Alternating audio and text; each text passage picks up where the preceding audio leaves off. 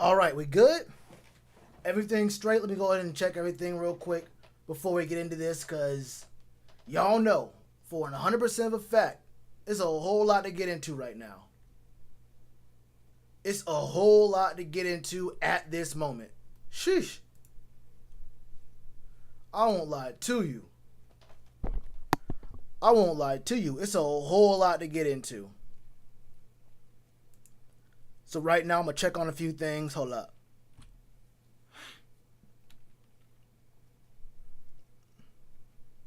How y'all feeling, though? What's up? What's up? What's going on, though? What's going on? Look at Mac Jones' high school tape. Someone told me to do that. What's good? What up, Infamous? What up, GOB? What up, Hayden? The football dude, that's what's up. Go and make that move, my brother. Go and make that move. What up, Shelly? What's going on? What's going on, Shelly?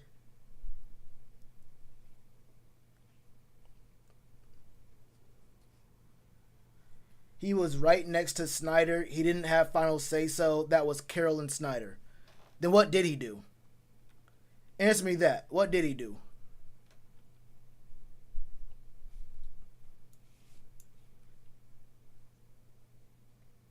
Big shout out from Italy. What's good? Bonjour. Bonjour. Is Italy in France? I'll never know. Or is it in Spain? I honestly, I don't know shit. You can tell I'm American. Look, I don't know. I'm assuming that Italy is in France, but then again, in France they speak French, and I know Italian is another language. Maybe Italy's a whole country. I don't know. In fact, I'm pretty sure Italy's its own country.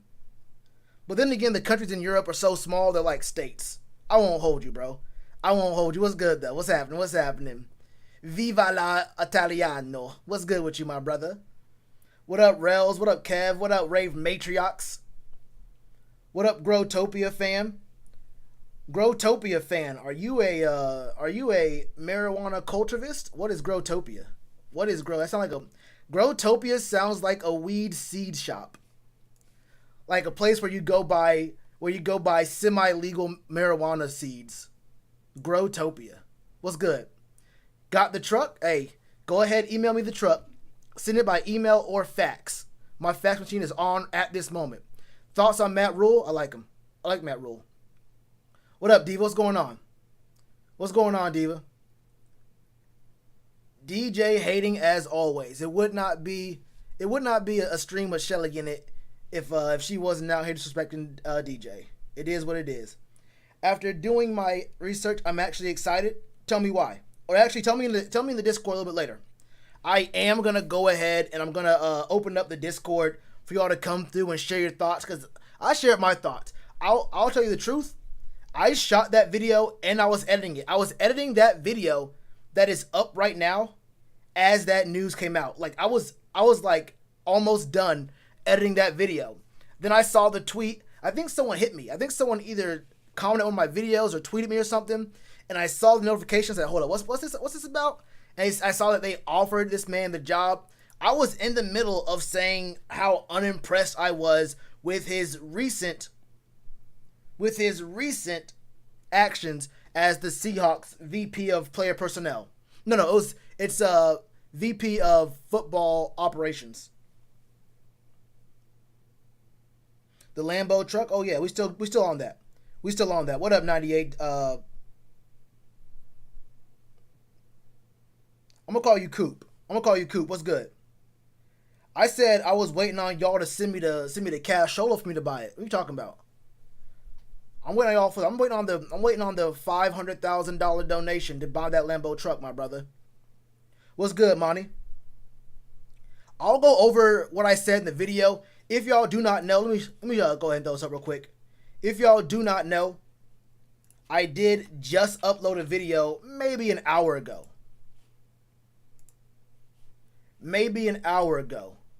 Hold up. Talking about who Scott Fitterer was, what he's done, his more recent things, and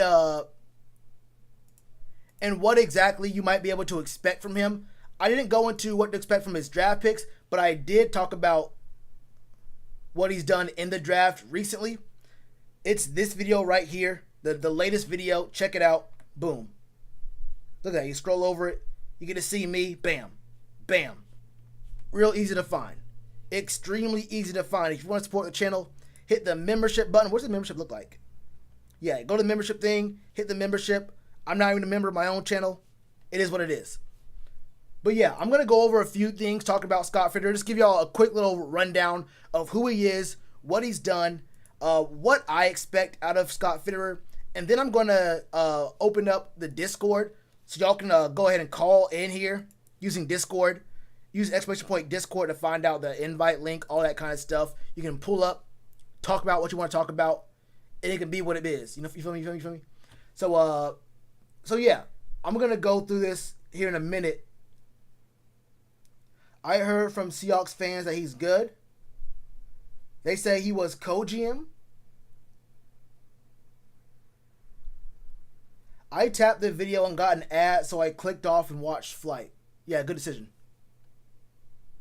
A lot of those first round picks could have easily been Carroll wanting them. Well, that's a very good argument. That's a very good argument. But I mentioned that I was talking about every single pick. In that video, I didn't just mention only the first round picks. I did a breakdown of all the first round picks, all the first picks in the draft, because in 2017, they didn't have a first round pick. But I also mentioned the good players in the later rounds of those drafts. There aren't very many players that the Seahawks have drafted in any round that were good. And I'll give you a quick little rundown of the drafts, actually, to make that point. Because I knew someone would say that. I knew someone would talk about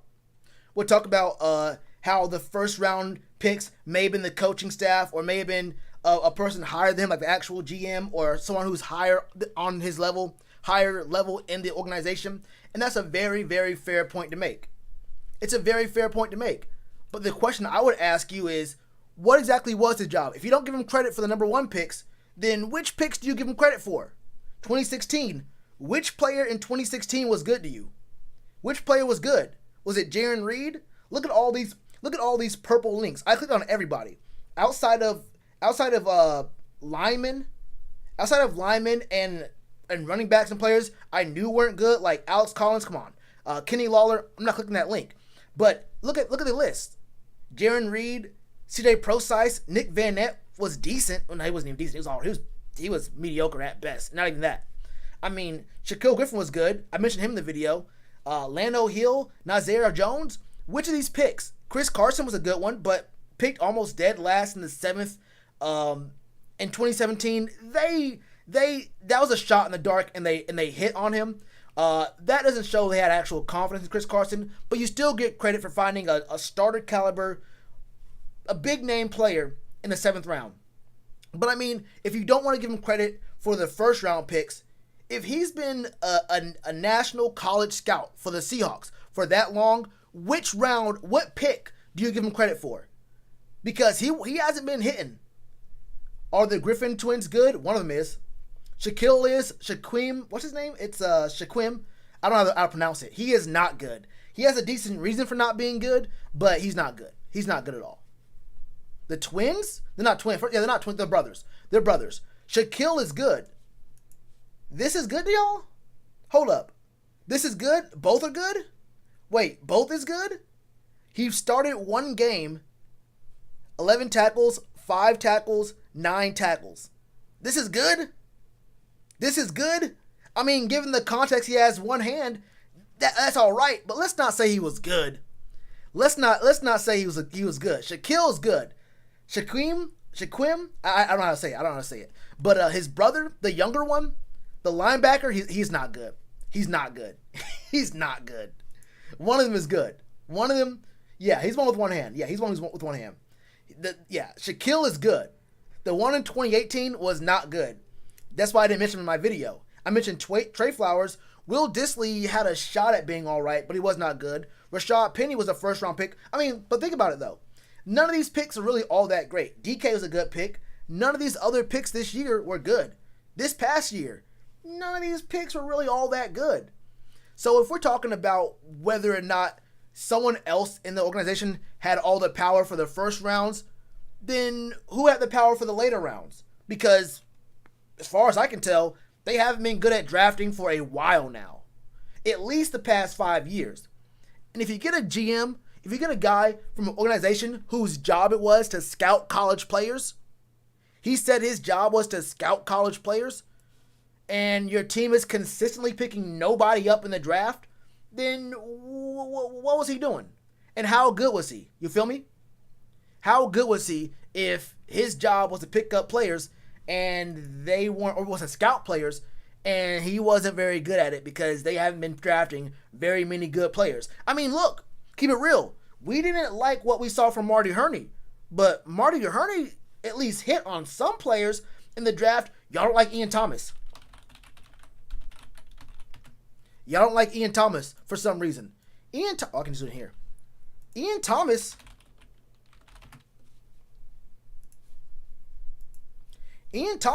has better stats than any tight end that they've drafted.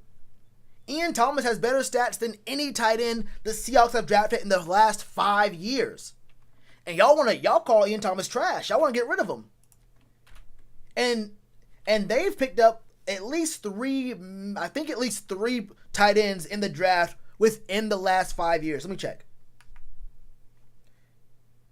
2016, one tight end in the draft. Another tight end in the draft, that's 2. And a third, Kobe Parkinson. 4, a 7th round pick. They've drafted 4 tight ends in the past 5 years. And Ian Thomas is better than all 4 of them. So I don't know, bro. What can I say? What can I say about their drafting, right? What can I really say about their drafting? What do you expect me to say about what Scott Fitterer's done? It's either he had no power and shouldn't be held responsible for any of the picks, or he had some power as a scout and he should be held responsible for some of those picks. Maybe even most of those picks. They stole Olsen? Well, that wasn't his job. He was a scout. He wasn't part of free agency. So he had nothing to do with that. He's fast. Look at his 40. Who's Shaquem? I mean, he has less weight. Never mind. Let me not say that.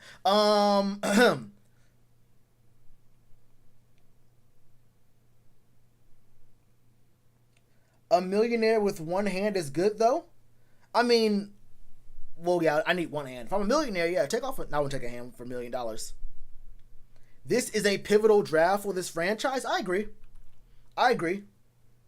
We just don't use them except for blocking. Yeah, the thing with people talking about drafting a tight end, I would love to see us actually use tight ends first. But it is what it is.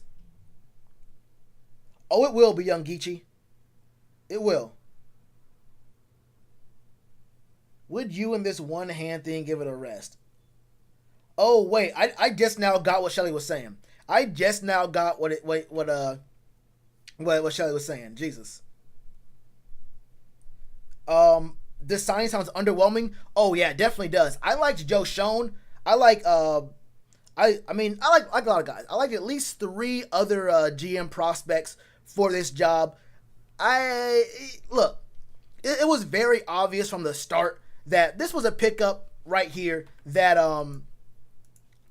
that felt a little weird to me, right? Did it feel a little weird to you? Did y'all see this tweet right here? Hold up. Let me show y'all this tweet right here because it made me feel some kind of way. Where's it at? Hopefully I liked it. I don't have to go searching for it.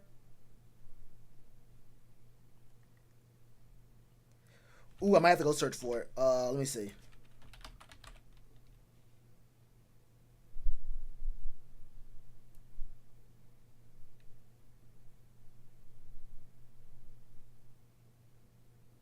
Here it is. I don't have it on actual Twitter. You have to see that as a screenshot I took, but it is what it is.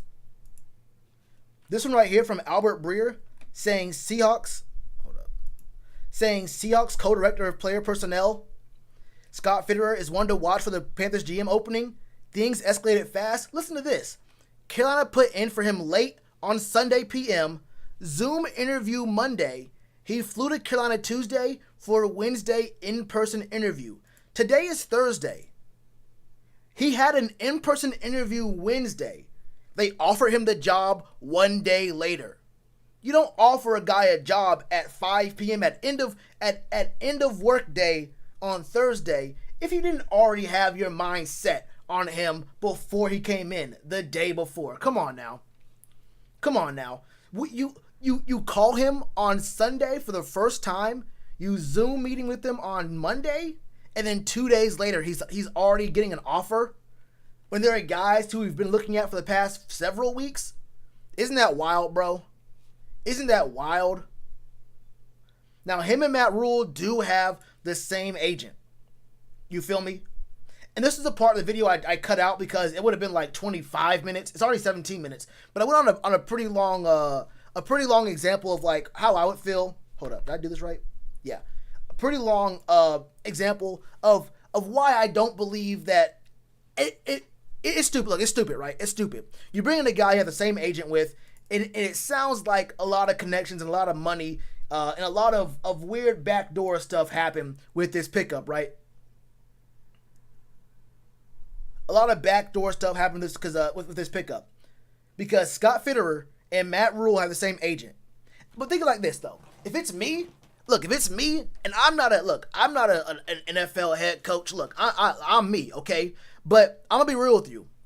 If my agent was able to swing me $60 million over 7 years in a position that I am honestly underqualified for. Look, I got respect for what Matt Rule was able to do at Temple and at Baylor. He turned around 2 garbage tier franchises. Baylor was more garbage tier because of a whole scandal. I can't even call it a scandal. I think calling what Baylor was going through a scandal is way underplaying the seriousness of what was happening at Baylor for years and years. But let's just call it a scandal right now because I want to go too deep into that. He turned that place around where people who were committed to going there were just saying, I'm not going to come anymore. Players were leaving. He turned around that situation and made Baylor semi-respectable again. He did that at 2 different places. He was still underqualified for being an NFL head coach, but his agent was able to argue and compromise his way to a 7-year, $60 million deal. That's unheard of. Bro, isn't that unheard of? $60 million over 7 years for a college coach with no coaching experience in the NFL at all. He didn't become a coordinator first. He went straight to head coach and got a 7-year deal. We can call Dave stupid all we want to, but let's be real here. It wasn't like Dave Tepper went to Matt Rule's house and said, okay, Matt, how does 7 years, $60 million sound? That's not what happened. The agent fought hard for Matt Rule to get that time and get that money. Now, when that agent turns around 1 year later and says, hey, Matt, I got my boy over here. You know him, I know him. Look, I got love for my boy Scott Fitterer over here. Now, I heard you got an opening.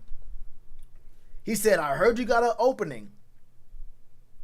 A 2-sport athlete, what do I care about that? I know he played baseball. What do I care about him playing baseball? But he said, I know you got an opening for your GM spot. Now, look, you know I got you that $60 million, right? You know I got you that 60. I'm just saying talk to him. All I'm saying is talk to him. All I'm saying is I got my man Scott Fitterer over here. All I'm saying is give him a shot. I know you've been doing your interviews and whatnot for the past 2 weeks. All I'm saying is give him a shot. Brought him in 3 days later, he signed. And are you going to call, what are you going to say? Are you going to say no to your agent? Are you going to say my agent does not know how to look for talent? My agent is not a very good judge of who's appropriate for what job? That's the same agent that fought the Panthers for your money and the length of your deal. So you can't say you don't have a vote of confidence from your agent, because if he represents you and you say this guy isn't a very good judge of who should be hired, then what does that say about you? You feel me? So in a way, it felt a little strange to me, right? It felt a little strange to me.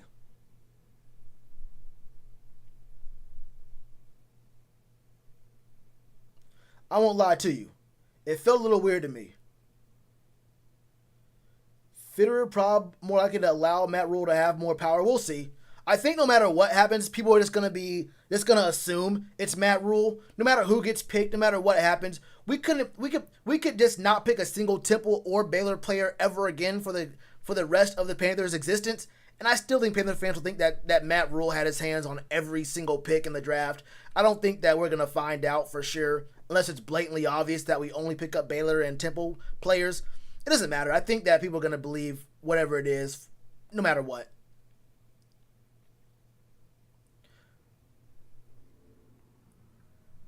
He's slept on and undervalued. What do you mean slept on? I don't think he's slept on. You can't be slept on in your first year where you win less than 7 games. I mean, I don't think he's a bad coach, but no one's sleeping on him. No one's sleeping on him. I think he was a first year NFL coach. He could get better. I don't dislike Matt Rule, but I don't think he's slept on. I don't think he's slept on. He had some first year coach mistakes. He had some pretty bad mistakes this year, but he did some pretty good things too. I think he's a decent coach right now, and he could get better. Coaches get better just like players over time, or coaches can get better over time just like players. Just like not every player comes to the league and has 1,000 yards rushing, 1,000 yards receiving, 20 sacks their very first year in the league. Players get better over time. People get better over time. I think Matt Rule will get better over time.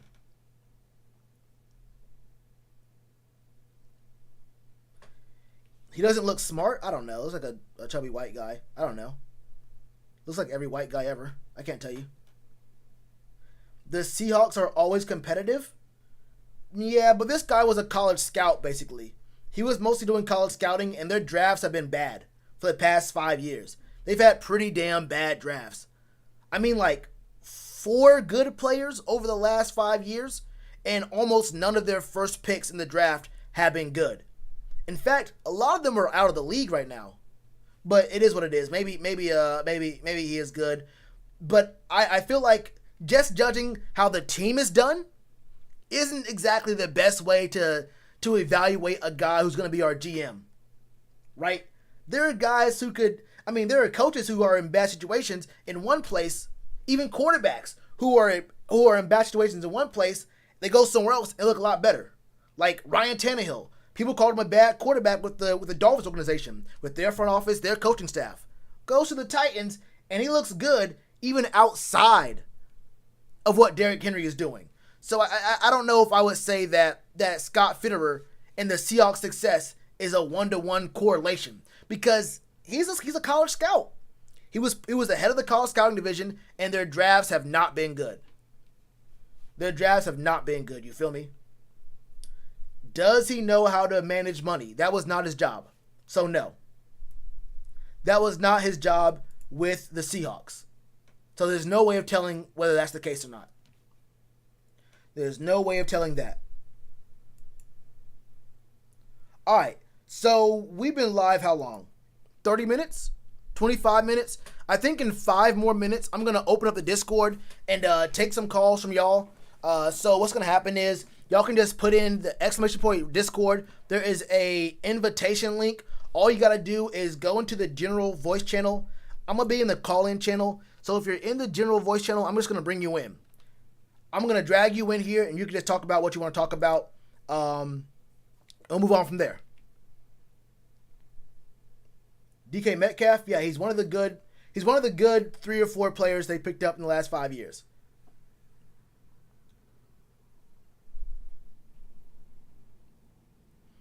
That's a good point, Ian, but what has he done in the last 5 years?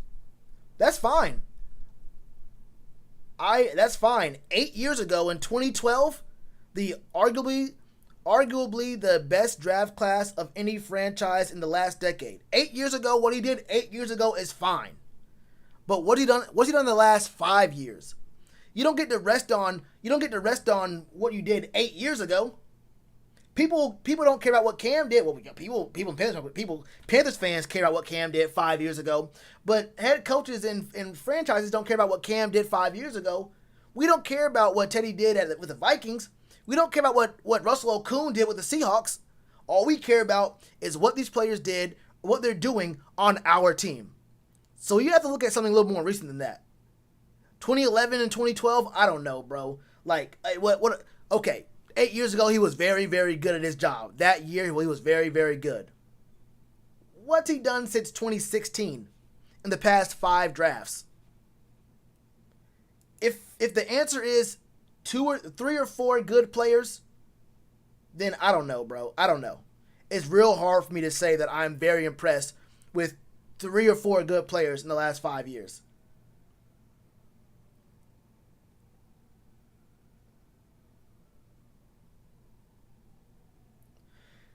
Do I think it's a compromise between Teddy and Rule, or Tepper and Rule? Kind of, hold up. Kind of a best of what both of them are looking for? I don't know. What does Dave want? I have no clue. What does Dave want? I haven't been able to read anything about Scott Fitterer being deep into analytics. I haven't read anyone say Scott Fitterer is like an analytics guy or that kind of thing, or what his philosophy is on numbers, players, measurements, second, third level analytics, that kind of stuff, speed. You feel me? So I don't know. I don't know. I would have to first know for sure what Dave looks into, what he likes. I think he likes new age philosophies and drafting and whatnot. But then again, I don't know what Scott Fitterer's into. If he's really into analytics and how long he's been into analytics. You feel me? DK is talented but cry too much? I don't know if he cries too much, but however much he's crying, bring him on my team. But let DK Metcalf cry on my team. He was a part of the drafts that got the Legion of Boom. That is amazing. That is very great. What has he done in the last 5 years? Wait, are we giving Scott Fitterer the credit for that? I thought we were giving someone else the credit for this Legion of Boom. In fact, I know for a fact we're not giving him the credit for the Legion of Boom. We're not giving Scott Fitterer the credit for the Legion of Boom, are we? We don't need DK? Yeah, someone said he cries too much. I'd rather have if the only thing wrong with DK Metcalf is that he cries too much, then you like how much he cries with the Seahawks? Bring him over here. Wasn't he fired? Wasn't who fired?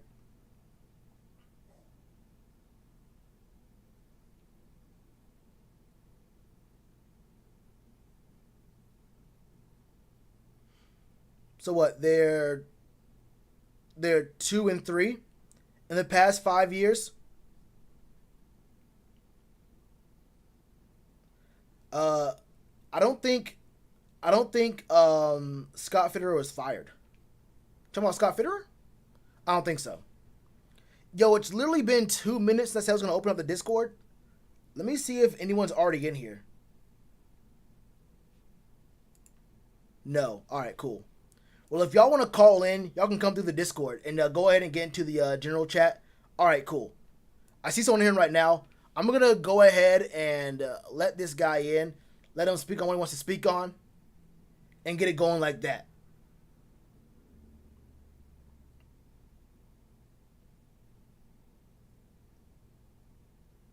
Austinford?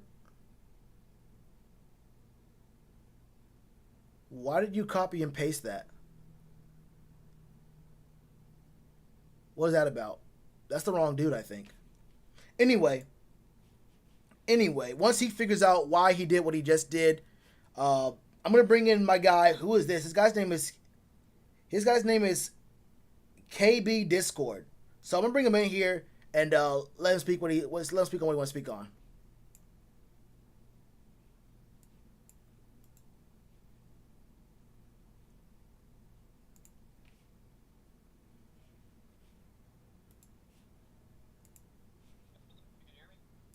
Yeah, what's up? What's going on, man?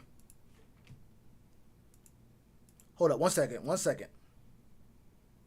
Can you hear me? Yeah, I can hear you. All right, cool. Yeah, I can hear. Can you hear me?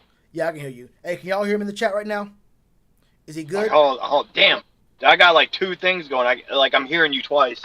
Oh yeah, go ahead and mute the stream real quick, my brother. Oh, that's it, bro. Yeah. Okay, can you hear me now? Yeah, you're good. You're good. What's up, man? What's All right, going I on? got you. What's up, man? Yo, man, I'm not gonna lie. I'm okay with this hire. Of course, I wanted Pohl. You know, that was my guy. I was okay with Peters, but listen, man, Fit, he hopefully he can bring some magic, some Fitz magic, to Carolina. I'm concerned about the relationship he has with Rule. Like, I just want them to be on the same page. Like, that's my priority. They're on the same page, and I really don't care what he did in the past, because every GM has to come from somewhere. And Okay. I'm sure you could go back to Brandon Bean and the stuff that he was involved in. It probably wasn't super impressive. I mean, he was an up and comer in Carolina, but when he was hired as the Bills GM, everybody was like, who the hell is this guy? What's he offering? I mean, really, has he done anything? And now look at what he's doing in the Bills. So I have hope. I have hope this guy's going to do good, and I think he can. You know what? I agree with that. I can see that. I can see the mindset there. Like, my only thing is you say you want him and Matt Rule to be on the same page. I want them to be on the same page, but equally with equal power in decision making. I don't want it to just be, Yeah, Matt Rule brought him in as a yes man, or Matt Rule brought him in and he's gonna have all the power, and Matt Rule can't have any input, or even Dave Tepper. I mean, yeah, there's some owners who have a healthy input on what you do in the draft and what you do in free true. agency and whatnot. Um, the thing about what are your thoughts on Scott Fitterer not having any experience with free agency and balancing the cap, because that's another responsibility of the GM. Like, Yeah. I would say that the draft is one of the easier roles of a GM, but he's been a scout his whole career. What do you think about him and what he's going to do with the more responsibilities of being a GM? Well, we did bring in I forgot the guy's name, but we brought another guy in to really tackle the salary cap last year. I can't remember his name. He's not an assistant GM, but he. I mean, I know what you're talking about. shoot, I know what I you're talking cannot about. think. I don't have it pulled up in front of me. Sorry, man. But No, I know what no, you're we talking about. brought in a guy last year. He was supposed to be a salary cap expert. That was supposed to be like his deal. Like, he handles the salary cap. That's his job. And I think what Fitterer's role is going to be is to be that second eyes and ears. I think that's what he is. And honestly, I think Matt Rule's going to have more control. I think Matt Rule here is going to have greater personnel decision making powers. So if it is like a 50, I mean, somebody's got to have the split vote. So I don't know if each one of them has 49.5%, and David Tepper has that 1%, so he breaks the tie. Mm-hmm. I don't know if that's the case, but I have a feeling Matt Rule is the one that's going to have the decision-making power in the personnel. He is just going to be that second eyes and ears for, undrafted free agents, pro scouting, signing guys, the things that where Matt Rule needs to be focused on the team and adding and building what he wants and what he envisions. Fitterer is going to be the guy that says, "Hey, look, I got some pieces here, I got some pieces there. Like, check these guys out." And Matt Rule's making the ultimate decision. I think that's the way that's going. I think we have other guys in the admin office that are going to handle the salary cap and negotiations with contracts and stuff on their own time. But the market really dictates the contracts. I mean, it's really hard. It really, really is hard to give out a bad contract. You either want a player or you don't. You know, and True. it's really very difficult to give out a bad contract. We saw Marty Herney do it over and over again because his fault was that he was too loyal. He was just too True. loyal to guys like D'Angelo Williams, Jonathan Stewart, and like a lot of guys like that who you knew it was time to move past and move on from, but he was just too loyal. So it's hard to give out a bad contract when you have when you have a more grounded foundation of what this team needs to be. And Marty Herney's foundation was just wrong. It was just loyalty. So I think if they have a good foundation of what this team needs to be, then they'll get the right guy signed, and I think Matt Rule has the control of that. I feel you. The way you described that was the perfect way a front office should be run. It should be like Yes. delegated responsibilities. Like, not one Yes. guy is in charge of everything. Like, you have guys who give their opinion on free agents and like we need this position. This guy is a high priority, but I know we need this guy right here. But if we can get this priority handled at this price, then we can do other things. And Matt Rule's input is a certain level, and Scott Fitterer, he has a certain level of a certain chunk of a certain responsibility, and that's how a good front office should be run. I think if we can get that working like that, then this will be a good hire. I mean, obviously, look, you have to go ahead and assume that they have the same agent. I don't know if they have any other connections outside of having the same agent, but it sounds like I have to assume that they are going to be of the same, or at least a similar mind on a few things. Yeah. Like, no, I think so. I know, and no doubts they've had talks. I mean, and if there's one interview with Fitterer talking about Pete Carroll, and he said that they had a healthy balance of essentially delegation. He said that it was Pete Carroll's job to kind of handle the team. He was busy with the team. He's from August, or really even June, July, all the way through February. Pete is worried about the regular season and the postseason. This guy's job the entire time was the off season, like either negotiating contract extensions, franchise tags, scouting, pro scouting for when guys get hurt or whatever. You got to bring in some undrafted free agents and some guys out there who are just on waiver wires and stuff. Like that's this guy's job. So I think this guy is just another set of eyes and ears for Matt Rule, and he's given the full GM title instead of assistant GM title.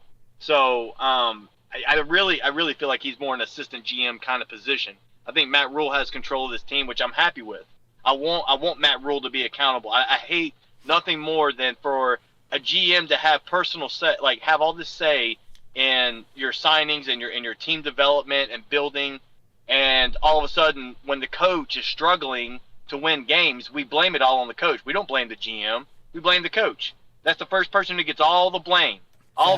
Facts. So, and it's all at the behest of the GM's decision making. So I think Matt Rule having more power, hopefully that's the case. That's what we're all assuming here. But if he does have the personnel power, that hopefully this guy will just be a very good asset in finding greater talent, kind of like Jeremy Chin, Okay, yeah. I like that idea a lot too. Accountability, and there being a very clear, I guess, direction of who's responsible for what, and it all goes back to accountability, responsibility, and there being, I guess, a clear distinction about who did what, how, and why. And if as long as we have those questions answered, you can make some really good moves, some really big moves. And this could be a good signing. Like I said, there's not a whole lot to go off of, going off of what the whole the whole deal with what a GM does. And I agree. He probably will be more of like an assistant GM or like a consultant who's there full time, who has power, but maybe not 100% of the final say. Like he's not gonna be a power, like a power GM who you trust unilaterally. You feel me? Yeah. But yeah, I agree that if things work out the way you're describing, I think that could be the perfect situation here. And I kind of wish I knew a little bit more about whether they had more connections than just the agent. But obviously, like you said, they've already talked or whatever. It was a very fast process. Let me get your thoughts on how fast the process is. I'm gonna let you shout out what you want to shout out. Get your bullshit off, and then I'm gonna have someone else come through here. But yeah, what are your thoughts on this very fast process? Well, I think what happened was this guy was probably on their radar the entire time. I mean, there's no doubt about that. I think what probably happened, because we did get some reports, I think it was yesterday, the day before, that Matt Rule and Tepper were having some slight disagreements. Now, a lot of people kind of blow that up out of proportion. It probably wasn't that big, but you probably had a guy like Pohl, and you probably had a guy like what was the other guy's name? Peters. Okay, Adam Peters. Yeah. Two different styles, maybe two different philosophies. Maybe Tepper liked one guy, Matt Rule really liked another, and they said, they basically came to the conclusion that, hey, you know what? Listen, neither one of us loves both these guys, or we both have our favorite. Let's see if there's another guy out there that we both can agree on. And I think that's what happened. I think late Sunday, I think they went back. They kind of went back to the drawing board, and they kind of looked and said, hey, let's check out this guy Fitterer. Gave him a call, liked what they heard, flew him in, had the interview, and they're like, okay, this is a match made in heaven. And Matt Rule and Tepper both sign off on this guy. I think that's what we ran into, considering all the entire GM list and how many times guys have been interviewed second, third times. I think you could see that discrepancy in what each guy was looking for. I think this guy kind of fills both needs, and they both like him. Yeah, I agree. I think this could be potentially a pretty good move here. We just gotta wait and see. I think we'll get a chance to see it very, very soon. I mean, it's gonna have to be very soon because free agency starts the beginning / middle of March, and then the draft at the very end of April. So I mean, we're gonna find out very soon. And you had, I mean, like I said, it's a little When's bit. the combine? The combine is very. I think it's in February, right? I'm February? pretty sure it's. Yeah, right. Is it February? I think it's in February. Hold on, let me just see. Yeah, I think the very combine's soon. in February. I mean, you got the Senior Bowls and stuff coming up in the next couple of weeks too. Yeah. So yeah, the combine is in February. So I mean, yeah, very soon. And we're at the Senior Bowl too. We're coaching the Senior Bowl. So I mean, with Matt Rule finally getting this GM, you kind of had to fast track it. But this was a very fast track. You feel me? So you had to find your guy very soon because Senior Bowl, combine, free agency, and draft is going boom, boom, boom, boom very quickly. It's the middle of January. These things have to be handled at least a couple weeks before you want to get into the swing of what's going on. But yeah. Yep. But yeah. You got anything you want to shout out? You want to talk about anything? No, man. I'm good, bro. I'm going to go and log off, let you talk to other guys. I appreciate it. All right, man. Let's show them love, man. Thanks, Paul. All right, brother. Hey, that man was woke as hell. I ain't going to lie to you. My guy was woke as hell. I don't think I disagree with a single thing my man KB said. He was spitting some facts, man. I'm going to go ahead and get right into it, get to the next person in here, because I know folks want to sit here and talk about what they want to talk about, man. Is the Senior Bowl is on the 30th? Well, damn, that's very, very soon. Yes, exactly right. Exactly why you want to go ahead and get this pushed in. I'm going to bring in Lil Ron in here. This man's name is Lil Ron. Oh, he changed his name. Wait, what? He changed his name. Anyway, I'm going to bring him in here. He's muted right now. Let's see what you got to say. Hey, what's good, bro? You on the line right now. What's going on, man? What's popping?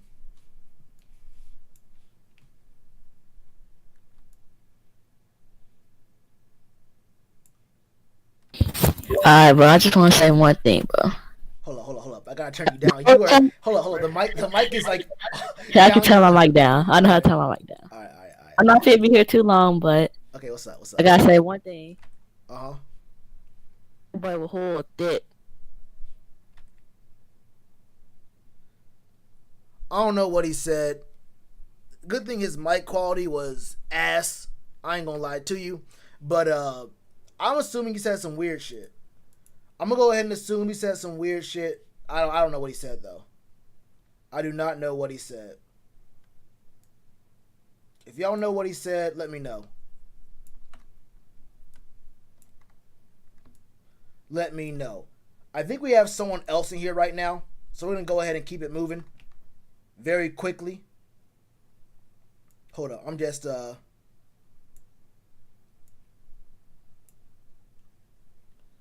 shit, hold up. Fixing this look. Hold up. Does that work? Oh, yeah.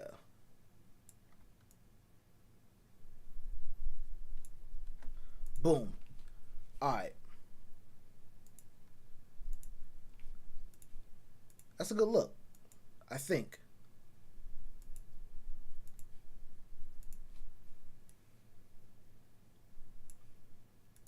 Yeah, what'd he say? Anyway, that don't really matter.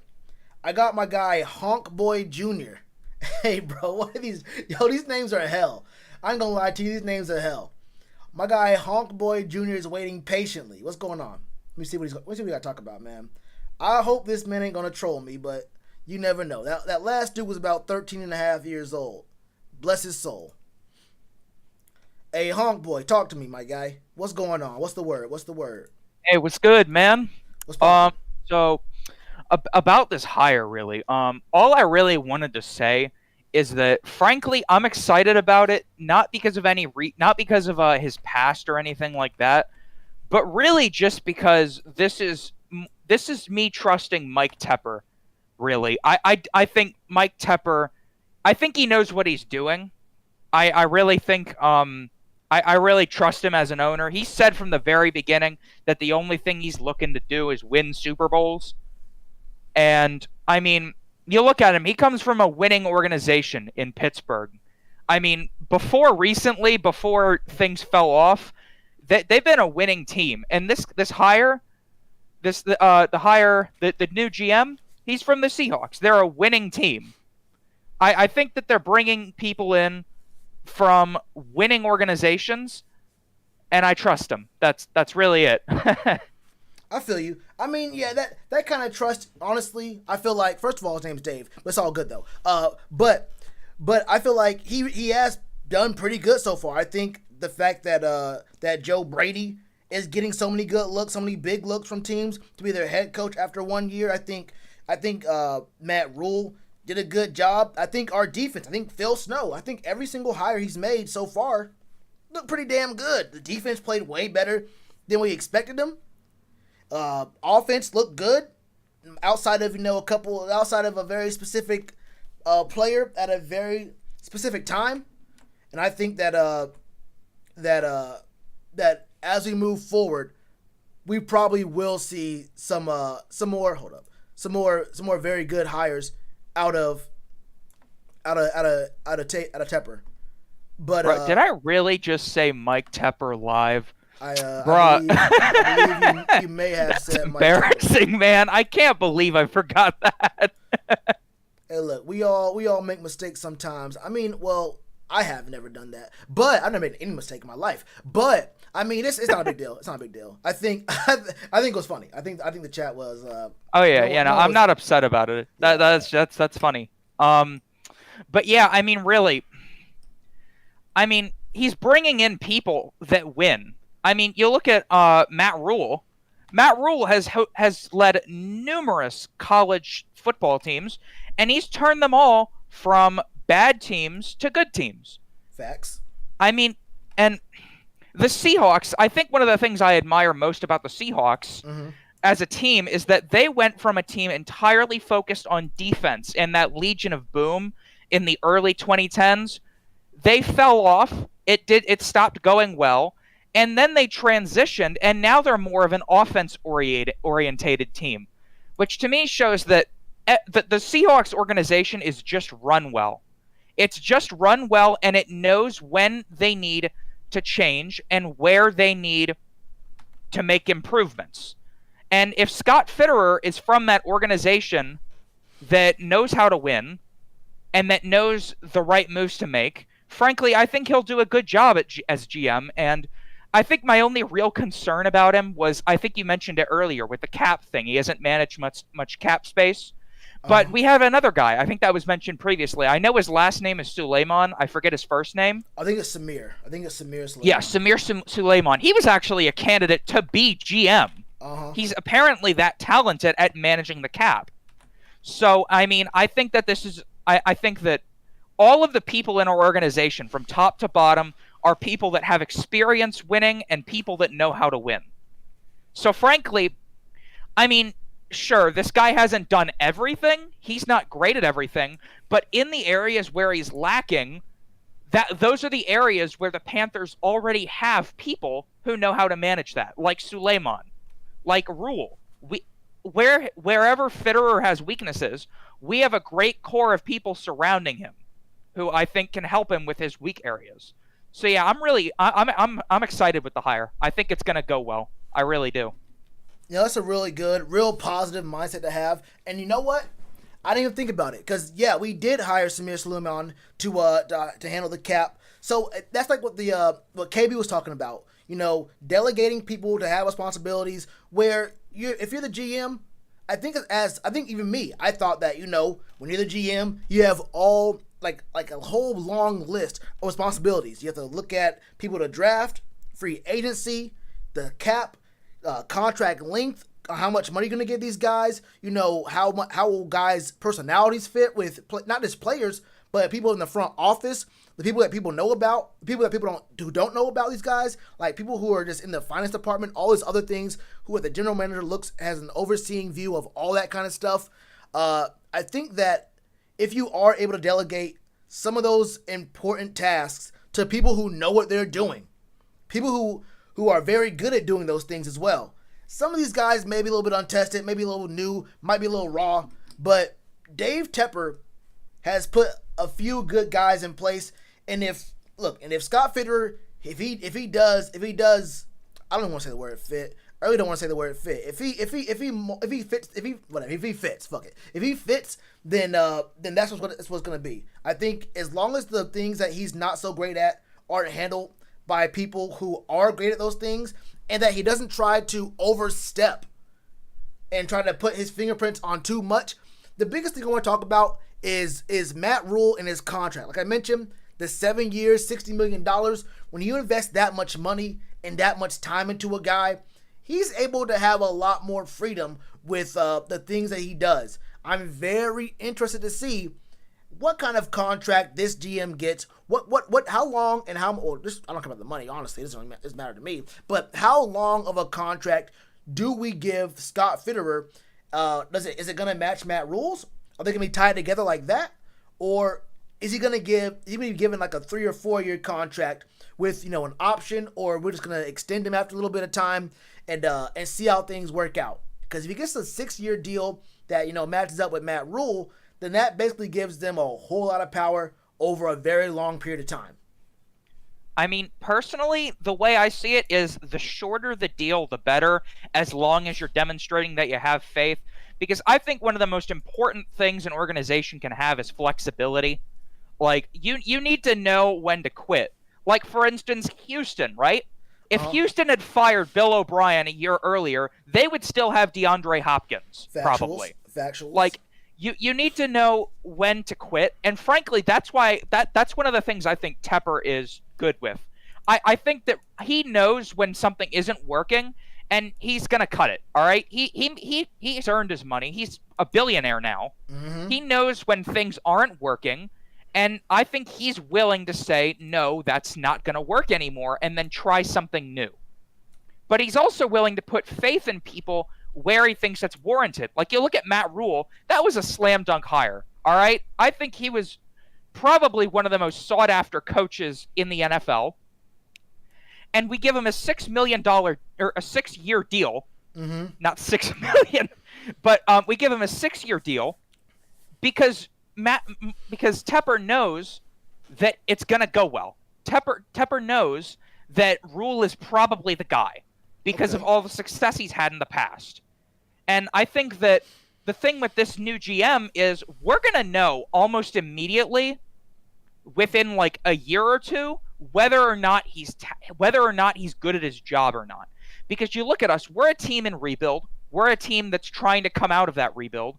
And we have some massive what's the word I'm looking for? We have a massive test for our GM off the bat with free agency in the draft in this critical year.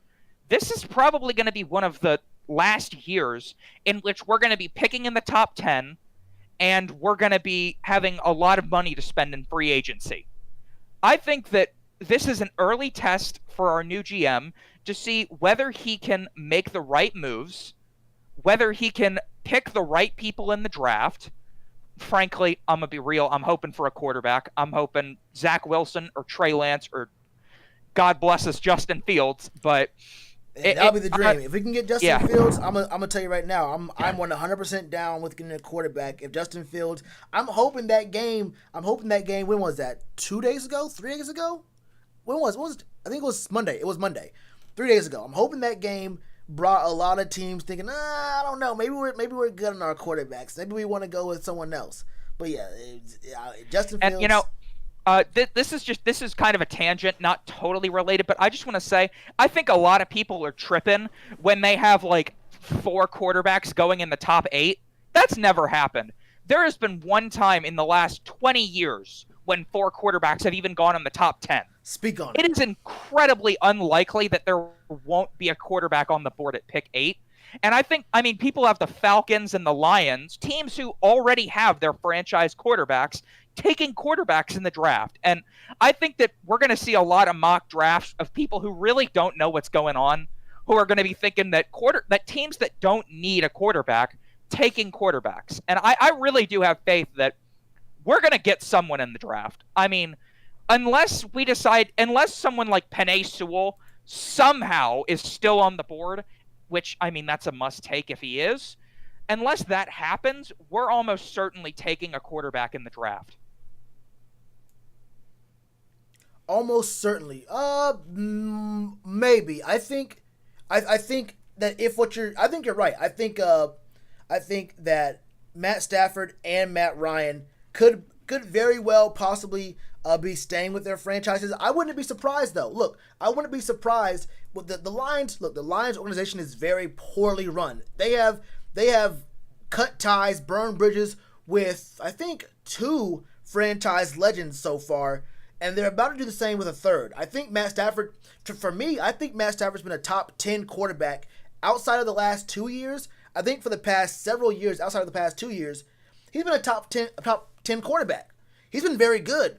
The Lions just are a very poorly run team, not a very good team, and the ownership and the GMs they've had there have been really bad for a while. Arthur Blank is a strange dude. I mean, he's hired some pretty bad offensive coordinators, some bad head coaches in the past several years. Matt Ryan was a scapegoat for a lot of bad things going on with the Falcons. I'll be honest right now. The Falcons had some pretty bad breaks over the past couple years with injuries on their defense, and they've had good offenses with horrible defenses, which, hey, I ain't mad about that. But I could see Matt Ryan running it back. The only question I'd have about that is it's not all that wild to see a team have a franchise quarterback or a quarterback that they believe is their franchise guy, and they still draft a quarterback high. Remember what the Eagles did. Remember what the Packers did just last year in last year's draft. So it wouldn't be too unthinkable, and I'm not even saying those are smart decisions. I won't even say that those are very good decisions they made. But I will say that teams do crazy things when they see that QB in the position column and they see him available that high, their eyes light up. And even though Sewell is probably the smartest choice for anyone picking at 3, and even though there are some receivers, I wouldn't be surprised. Would I be surprised if the Falcons got a receiver? I kind of would be. Sorry to interrupt you, but I do want to say real quick, whoever the Falcons GM ends up being, if you see Micah Parsons there and you don't take him, that's grounds for immediate firing. Yeah, I mean, the Falcons' defense is atrocious. They need a playmaker on defense. Well, it ain't good. I tell you that. It ain't good. I mean, I hope they take a kicker, frankly. But I mean, no. But like, I mean, I understand. I definitely get what you're saying, with like, with wanting to have a fresh slate and, you know, GMs not always being the smartest. But like, I mean, the thing is, I guess there's just like no real reason to move on. And even with the Lions, with a poorly run organization, you look at this, they've gone into, I mean, this is what, their 4th rebuild of the Stafford era. This is their 4th new head coach of the Stafford era. And every single time the coaches and all the staff come to them and say, we want to keep Stafford. We want to stick with Stafford. And he may be a few years older now, but I do think that even though the owners are not the most competent people in the world, I think that they do have faith in Matt Stafford, and I think it's warranted. To be frank, I think he's still a top 10 quarterback. I could be wrong. I think he's still a great quarterback, just with absolutely no talent around him. Facts. I mean, I think that I have a thought here. Hold on. What's up? What's going on? I'm trying to put it into words. It's with your Jordan Loves, with your Jalen Hurtses, those guys usually go in the 2nd or 3rd round, right? Yeah. A 1st round pick is an incredibly valuable thing, especially when you're picking in the top 5 or the top 10, like the Falcons and the Lions are. And I don't think that either team wants to waste that pick on a quarterback back when they already have it. Because, I mean, a first-round pick is a special thing when you're picking this high. You can get generational talent up here. Facts. And I think if you're taking a quarterback when you already have your franchise guy, it's usually going to be in the second or third round as someone to develop in case things don't work out, you know? Yeah.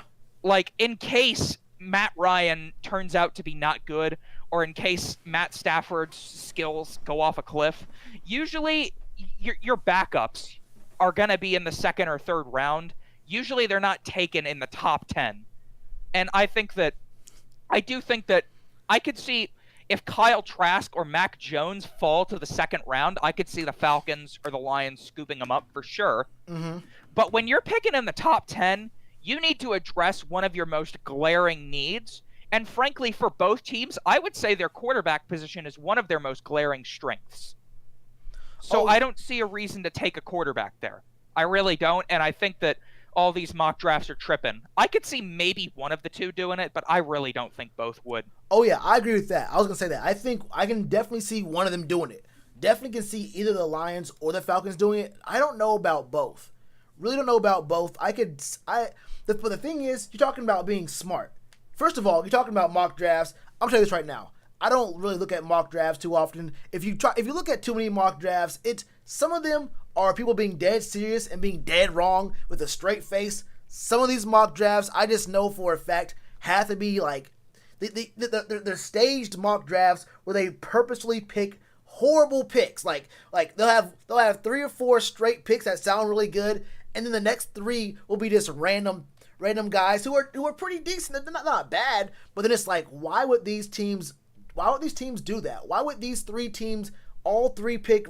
They're all good receivers, but why am I seeing these guys go here, and why am I seeing very good players falling down to the 20th, like the 25th pick in the draft? I'm seeing guys like Slater, or seeing guys like Micah Parsons. I've seen Micah Parsons fall to 24 on a couple mock drafts, and I'm like, bro, there's no way you're not sitting here trying to boost engagement.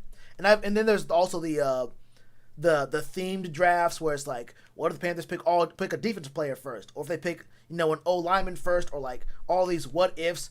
It's kind of hard to really. It's kind of, I think, pointless to look at too many mock drafts and try to make sense of them, when at the same time you see that there's no such thing as a draft expert. Every single year, these dudes put out 15 and a half different mock drafts, and they're still pontificating the night of the draft, and they're still wrong. They're still wrong consistently. So, I mean, I wouldn't get too upset about mock drafts, but I could see one of these 2 teams reaching, even though the quarterback position isn't a weakness. For me, I don't think either one of those teams needs another quarterback. But we've seen teams go out of their minds when they see a quarterback available. So I wouldn't be 100% surprised if one does, but like you said, both taking quarterbacks would surprise me. Both taking quarterbacks would surprise me. I do want to say, well, I mean, first off, I don't care that much about the mock drafts. I was mainly just mentioning it to, poke at the experts who think they know what they're talking about. But, I mean, come on, really. You could flip a coin for every pick, and it'd probably be just as accurate as a mock draft. Right. But, like, I think that what you were saying was I think that what you're saying was really right about how GMs are not always going to pick the best player on the board at the time. And I think that, frankly, that also applies to the quarterback position, Like, I think that, I mean, for a team like the Lions, for a team like the Falcons that are in rebuild, taking a quarterback could be a good option if they want a new clean slate, if they're going into a deep rebuild. Mm-hmm. But I don't think that's what they're gonna do, And I think that no matter I'm drawing a blank here. Sorry. You got time? What's up? You can think about it. I don't know. I got nothing. All right. Well, you had some really good points, regardless, and I think that honestly, if the right guy is available at quarterback, I wouldn't be too mad. I'm not. See, I've been consistent. I don't like the idea of getting a quarterback first because I do think there's gonna be a lot of very good players still available at positions where we have really big need. And I feel like when you're picking at number 8, it's not top 5, but it is top 10. You have to be 100% sure about the quarterback you're getting. So guys like Mac, it could go either way. I think it's a coin flip. He probably is more of a second round quarterback. I'm not really up. I don't care about that at all. But other guys, I think Justin Fields, if he does fall, there's only two like obvious. You need to pick these guys up quarterbacks. I have some questions about some of the other guys. Trey Lance, he hasn't played in a minute. I don't know exactly what I'm gonna get out of him. Obviously, you know what he did before, but I'm not all that sure about what I'm gonna get from him. I haven't seen him. I want to see. Like, the thing is, what he's done for me lately. Is he ready? I mean, we're gonna have to sit him down for a year regardless. But I have some real questions about Trey Lance and how exactly he's gonna fit. Zach Wilson does scare me. Look, I'm not gonna lie. Zach Wilson scares me because he played at BYU. They played literally nobody, and when they did play somebody, and it was Coastal. And look, I gotta show Coastal respect because they made some moves this year. But that's not even a perennial, even top 25 team. Like, Coastal came out of nowhere, honestly, in a COVID year. So how much do I really respect them for that? But even still, when they played Coastal, Zach Wilson didn't play that good. When he had some pressure on his face, Zach Wilson did not play that well. And then you have to take into account he had shoulder surgery, I think twice, his freshman year on his throwing shoulder. That worries me at the NFL level.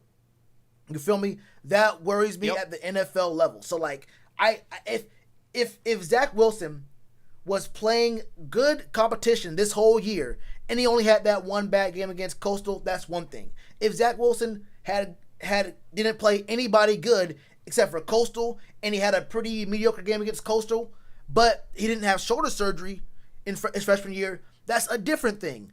But for both those things to come together, and we have the number 8 pick in the draft, for me, that's a little bit too many. That's too many red flags. Those are big questions I have, and he will have a full year. I think he should have a full year. I think Teddy should start all 16 games, and if Teddy can't start all 16, then PJ Walker should be there, or Will Greer, whoever's there, whoever our second guy is, whoever the other guy is on the 53-man roster should play instead of whichever quarterback we draft. I don't think the guy we draft should never touch the field. Should never touch the field this year. I mean, I definitely agree. I think that, one of the only things I like Teddy with is his ability to mentor. I think he's going to be a great mentor for whoever our next quarterback is. But, with the quarterback position, frankly, I hear Zach Wilson, I hear Trey Lance, I hear Justin Fields as like a gamble. And frankly, that gets me excited.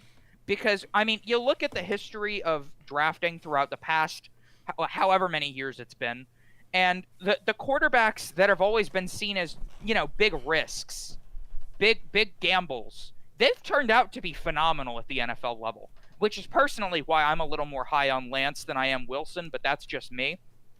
But you look at coming out of college, Patrick Mahomes was seen as a huge gamble. Josh Allen was seen as a huge gamble. Lamar Jackson was seen as a huge gamble, while some of the more safer picks on the board didn't really pan out at the NFL level. And, this is where our phenomenal coaching staff comes into play. Frankly, I have faith in our coaching staff to, even with the mechanical problems that Lance and Wilson have, even with the whole Ohio State curse thing with Justin Fields, I have faith in our coaching system, and especially Joe Brady at offensive coordinator. I don't think he's getting a coaching job this year. I think he's too young. I have faith in our staff and our quarterback mentor, Teddy Bridgewater. I have faith in the people in Carolina to turn these, less solid picks with the higher upside. I have faith that they can help them reach their potential and become truly great quarterbacks. I have faith in our organization because I do think we're really well run. We just have a quarterback that checks down on a 3rd and 8 in the 4th quarter. Yeah, that's true. Give me a second. I'll respond to that in just a second. But I gotta give a quick shout out to Clell. Let me actually you have to hear it. You don't have to hear this. Clell Ham with the 199 said, "Have you seen the tape on Wilson?" Yes, I have. I've not broken it down yet, but I have seen him play. He looks good. Zach Wilson does look good. But who has he played and how did he play when he played against good players? Also that shoulder. Prestige Rulis said, "Big Carolina Panthers fan right here, my boy." Well, same right here, my brother. With a 299 showing some love in the chat. Thank you guys for the support, man. I really did. You didn't have to, but you did it. That's all going to the Lambo Truck Fund.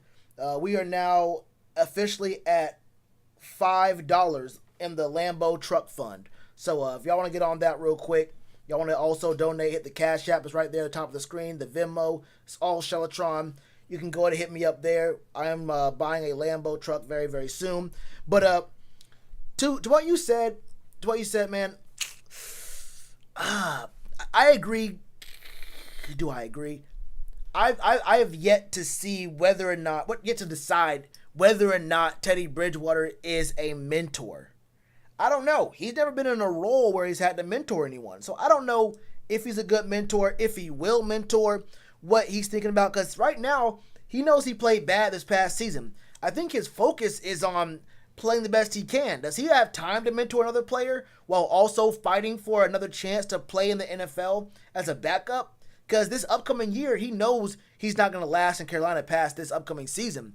So I'm pretty sure he's focused on, first and foremost, making sure he puts up enough good tape or solid tape where another team will say, we're willing to risk it on you, pay you a little bit of money. He'll probably get another backup job regardless, but a backup job worth $1 million or a backup job where he's getting a 2-year deal where it's $10 million over those 2 years. So he has to really be focusing on himself a lot this year.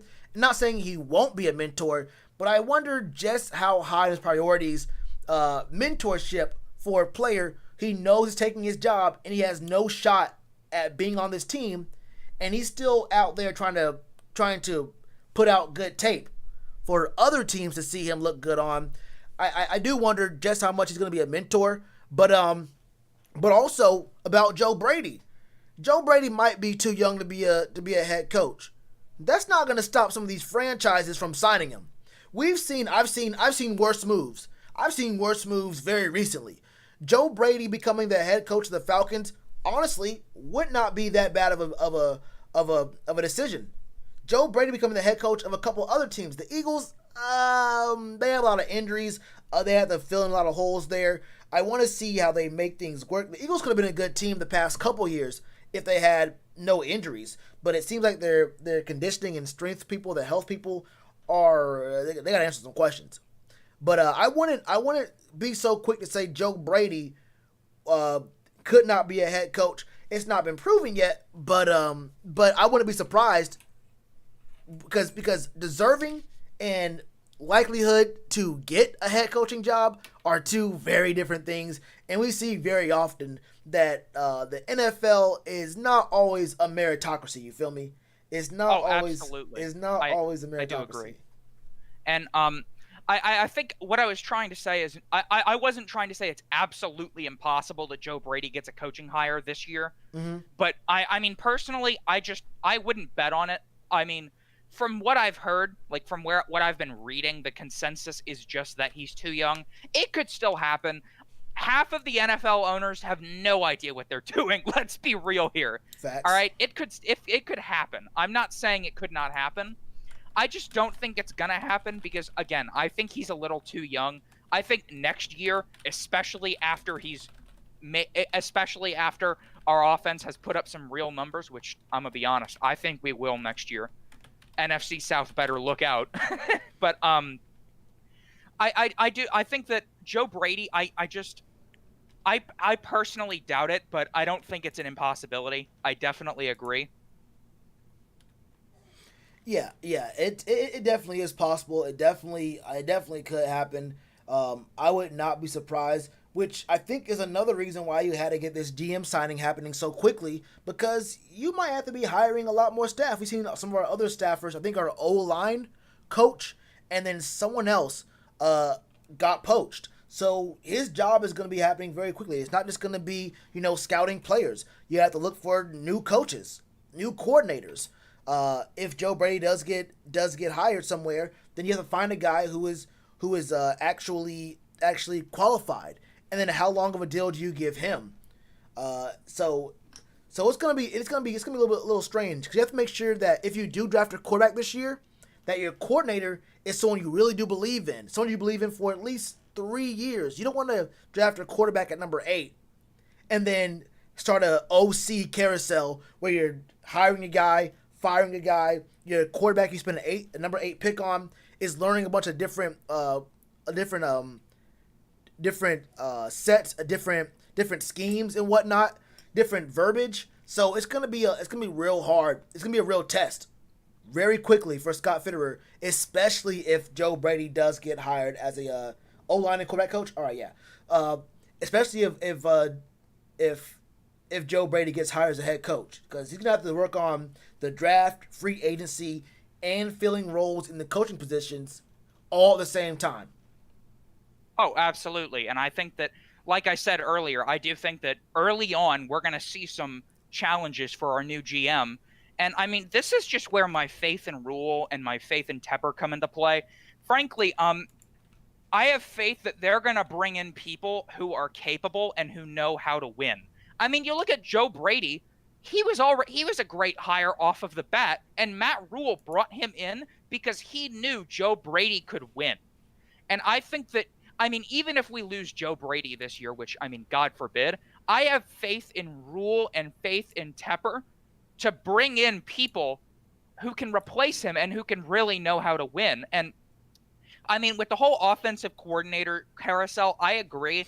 I think that part of that is just going to be a natural part of the NFL, where talented offensive coordinators are going to get hired for jobs. You look at this, I mean, the Chiefs are about to lose their offensive coordinator, assuming Bieniemy gets a job. Mm-hmm. I mean, tons of offensive coordinators are being looked at because it's an offensive league right now. And I think, frankly, I would be surprised if we didn't lose Joe Brady within the next 3 years or so. Oh, yeah. I'm just hoping we keep this year, because I'm thinking we're either going to trade for or draft a quarterback. And I want an offense. I want that quarterback to be developed and to have an offense built around them from the start. Facts. But eventually we're going to lose Joe Brady. I agree. And I think that part of this is just having faith in our organization to know who should succeed them. And I have faith in Rule. And let's assume that somehow Rule goes wrong. I have faith in Tepper to make the necessary adjustments at whatever position needs to be done. I have faith in our organization right now. And I think that even if we do lose Joe Brady, it's not like we're going to go back to another 5-11 season. You know what I mean?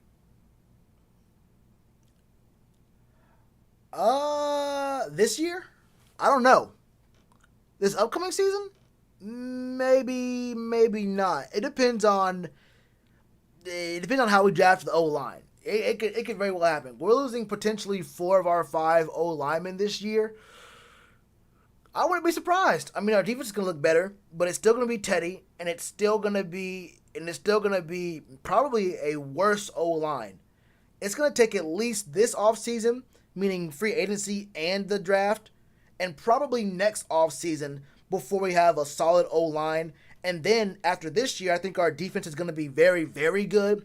They're going to take a step forward this upcoming year, but the defense wasn't great this year. It was good in the context of what it was, but it wasn't really that good. It was better than expected by a wide margin, honestly.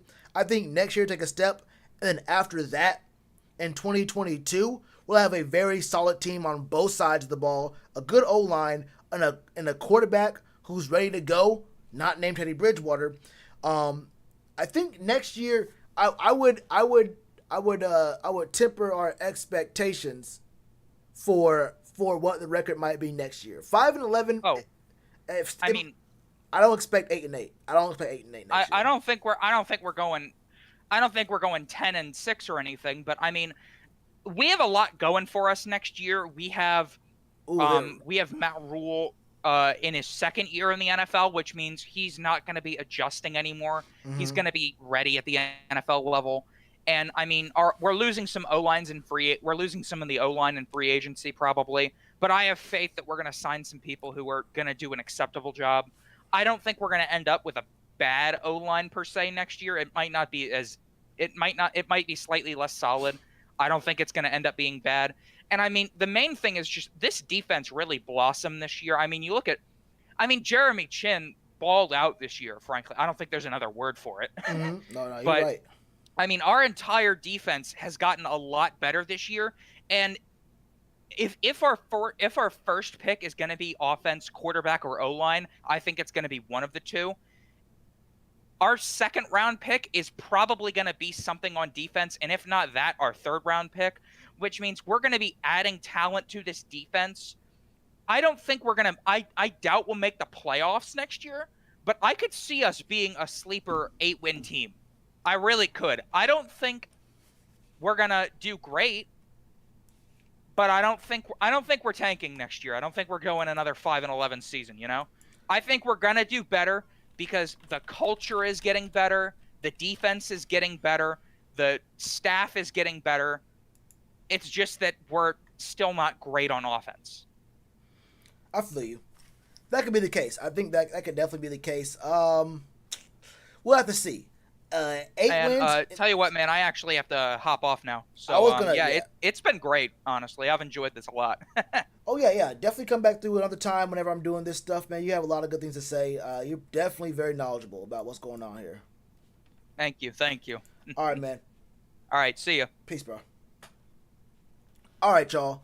My man was on the line for a good hour, but he had a lot of good things to say. A lot of very, very good things to say. I think the only thing I actually disagree with him about was the very last thing he said about the record next year. I think we're going to be a better looking team, but I don't anticipate. First of all, it's a 17-game season. I forgot that until after we start talking about records and whatnot.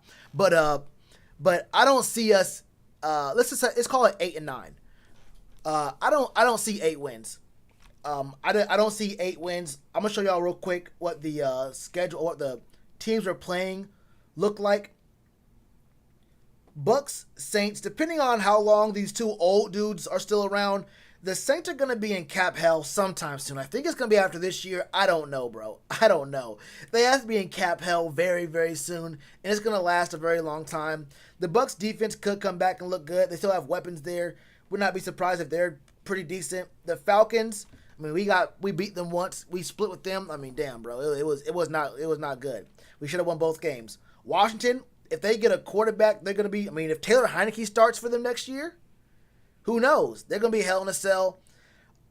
These two, actually, hold up. Actually, versus Houston.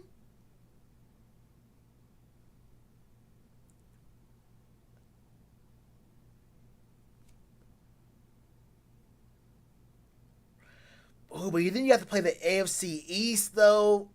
Bills, Dolphins are gonna be both. They're both gonna be good. I mean, the Jets are gonna be ass probably still. The Patriots could be good once their guys who opted out come back. If they find a quarterback, they might be good. I actually like the Vikings. Giants playing the NFC East again. Yeah, playing the NFC East. Giants aren't going to be all that great. This is a crapshoot. The Cowboys either could be good or could be bad. Actually, 8-9 could happen. 8-9 actually could happen. I think it all depends on Teddy Bridgewater, which is the main. I think that's the main thing. We could have been 8-8 this year. We could have been at least 8-8 this year, if Teddy was a little bit different in a couple ways.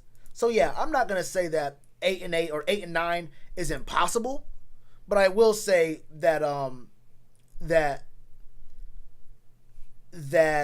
it's a little bit improbable unless we see significant change out of Teddy. Now, I'll just go ahead and repeat it because y'all might not have heard me the first time. If y'all do want to come through and talk in the Discord, just go ahead and join the general. I might have to start, limiting the time because my man really did come through with some really good points, but I think he was on for a minute. I don't know. Maybe it wasn't that long. But I kind of did ignore the chat while he was on. And, I've only done this a few times, so I don't really know how to, manage talking to him versus talking to y'all in the chat. It's kind of hard to, juggle all that stuff, I barely even stream, you feel me? How did Shelly get mod? All my mods donated me $1,000 for the Lambo truck. Are you female or male? What are y'all talking about? Wait, maybe I should have just went ahead and ignored y'all. Hold up. Maybe I should have went ahead and ignored y'all. Are y'all saying anything woke in here? Are y'all saying anything woke in here? Let me see. I don't see a single thing in here that I really wanted to respond to. Y'all carry on. But yeah, like I was saying, bro, if y'all do want to come through, just join the Discord, join the general voice channel, and I'll drag you into the call-in channel, and we can speak on some things from there. Dude, we almost beat the Chiefs. Yeah, we almost beat a lot of teams.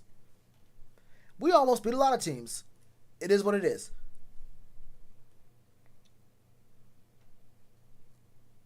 If CMC was healthy, I think we would have easily been 9-7 or 10-6.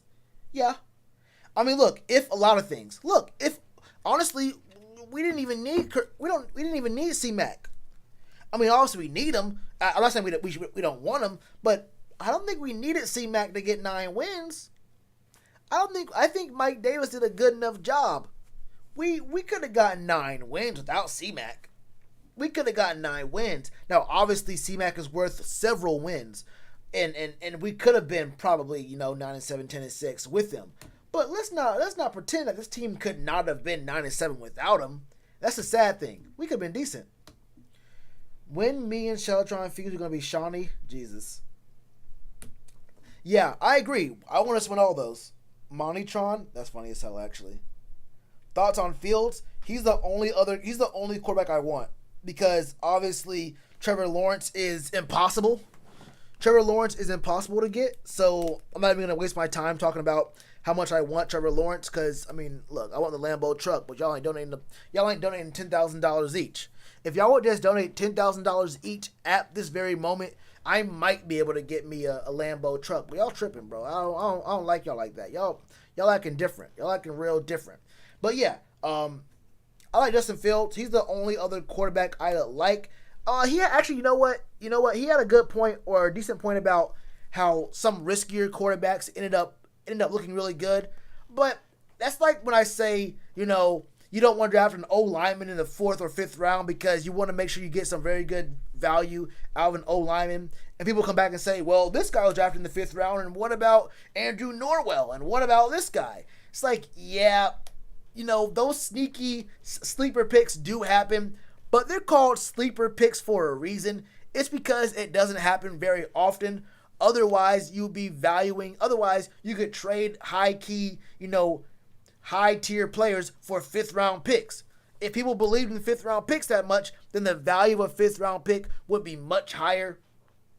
You see people waiting to pick up these players in the 5th a lot more often. There's a reason why some of these guys don't get picked up until later. And I could probably give more examples of guys who get picked later, not panning out, than finding guys who get picked,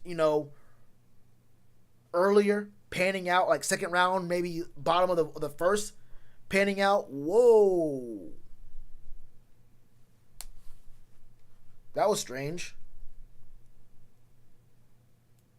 Outside of that one stream I had, I never hit lag spikes. That was a wild lag spike. I won't lie to you.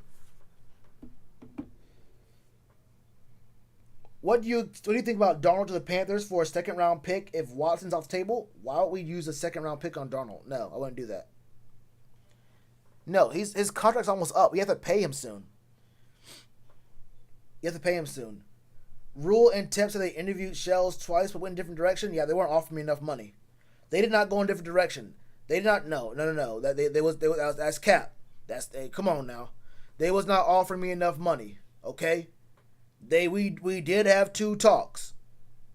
We did. The drive to Charlotte is only 4 hours. They flew me out to Charlotte. It's a 45-minute flight. Y'all know that? It's a 45-minute flight from where I stay to Charlotte. They flew me out. I got flued out there. They wasn't talking enough cash solo. The money talk wasn't right. I wasn't able to get me the Lambo truck with the signing bonus. I said, look, boys, you either want me or you don't. They said, the next thing you know, it's Scott Fitterer. It is what it is. I ain't tripping over it. I ain't tripping over it. I never saw Lamb in my life. You a broke boy. Desmond Ritter is mid, and he's going back to Cincinnati anyway. You know what's mid? The Mandalorian. That show was ass. Y'all really did hype that show up for me for no reason. The Mandalorian was actually one of the most casual, slow, pointless shows I ever watched. Like it's like easy listening. It's like those chill lo-fi hip hop beats to relax and chill and study to. Like it's a background show where this happened. That show was mid. That show was not great. Lil Ron asked for Diva number. Well, good luck. Get Kyle Pitts. ATL make this offense more dangerous? Yes, sir, Ski. Chick-fil-A never had it. It's in the capital. I like Pat. I like Pat. I like Pat. I like Slater. He's an old lineman. I like what is dude's name? Why am I blanking on the other corner's name? Does his name start with an S? Bro, I am blanking on his name. That's bad. That's not good. What's his name? Y'all know his name. No, it's not. It's Caleb Farley. That's not even an S at all. It's Caleb Farley. Yeah, Farley and Pat Surtain, or I think it's Certain actually, are both good cornerbacks. I like Slater, like I said. Micah Parsons, I'm not a big fan of. He's an outside linebacker. We already have 2 outside linebackers, unless you want to move Jeremy Chin to safety. But I didn't hate what Justin Burris and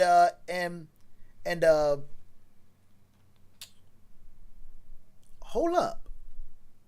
I always get his name. Forgot his name too. That's tough. That's very tough.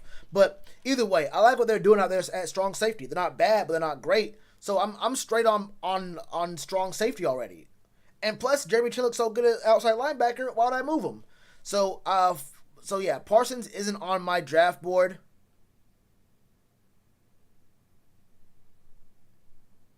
At all. Trey, as in Trey Boston. Yeah, I would like to see a free safety. No, not Trey. The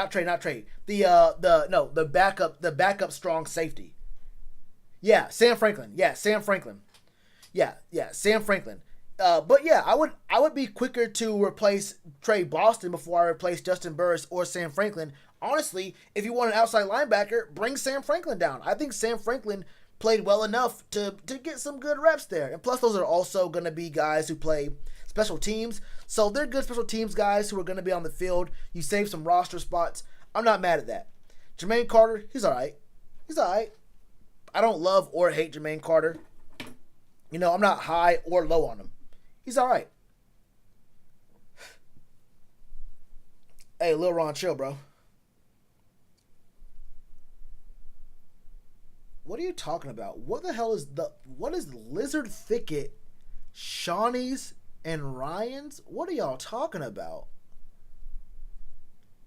What the fuck is a Lizard Thicket? I'm not even sure you're speaking English right now, Diva. Am I tripping? Am I what Lizard Thicket? I'm gonna go to the other scene until someone comes to the Discord. If y'all want to come through and talk about the Panthers, come to the Discord. Just go to the general channel, and I'll pull you into the. Actually, I want to look at it. Actually, and I'll pull you into the.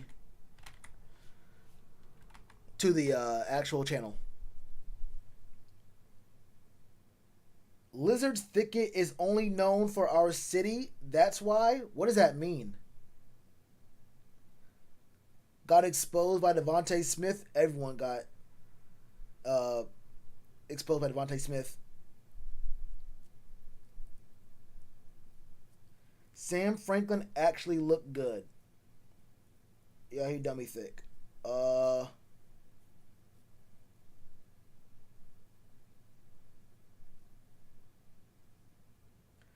Release Christian Miller, draft Christian Darrisaw.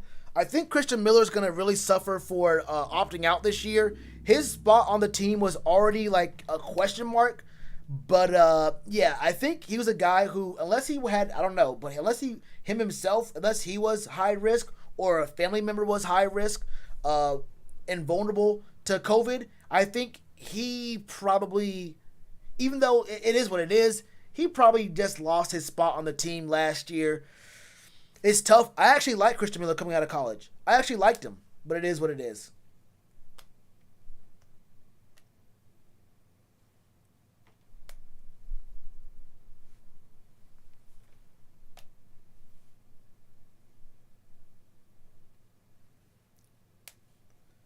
Y'all was talking about Lizard Thicket. What the hell is Lizard Thicket?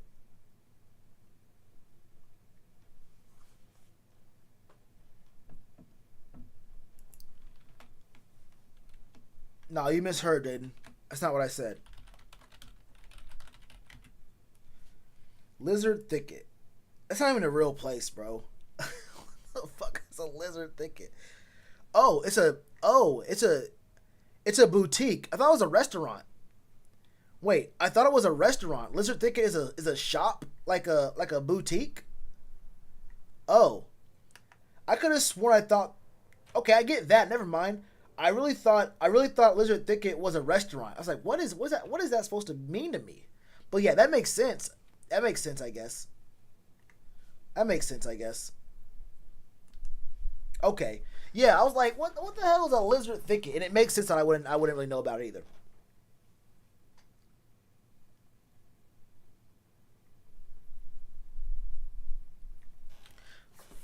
Situation? What about it? I think I'm done with calls. I think no one's going to come back through. That's all good, though. It's a restaurant? Now I know y'all lying. I just Googled it. I literally just Googled it. It's a clothes store. What? It's a clothes... I just saw it. Lizard's Thicket. Wait, hold up. There is a restaurant. But it goes right to a clothes store. That's in Charlotte. And Mount Pleasant. Oh, there's one in South Carolina. Hold up. What is this? Lizard Thicket, the restaurant. Let's go to the website. Oh, this food looks garbage. Wait, this food looks bad. Y'all come. Oh my god, this is literally. Yeah, this is the kind of place that. I don't know. I won't say that. Yeah, this food looks like trash already. Lunch and supper. Is there anyone in the chat right now whose family says supper? Southern fried catfish for $10.99. They got po' boys here? No po' boys. That's tough. Hot soups. Yeah, I mean, the logo is bad regardless. Shop. Oh, they have shirts? Oh, they got shirts. Country cooking makes you good looking. Oh, hell nah. I'm off this site, man. Y'all anyone in the Discord right now? Let me see. No one in the Discord?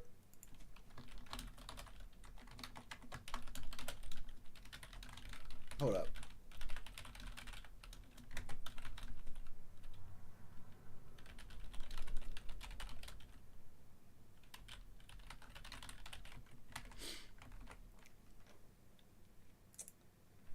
Do y'all like Golden Corral? Golden Corral was good, like, what, 15 years ago? Golden Corral was hell. Golden Corral was the spot. On Sundays, Golden Corral was the spot. The last time I went to Golden Corral was years ago. You only go to Golden Corral for one reason and one reason only. You only go to Golden Corral for one reason and one reason only. And that's because you hate yourself. It's not a buffet, it's a private chain. It's a chain? It's not a chain. There's gotta be only one spot. What up, extraordinaire? Thanks for Joe Brady, the Falcons' new head coach. Hey, extraordinaire.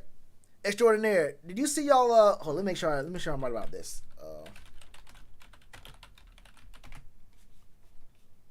I want to make sure I'm right about this. Hold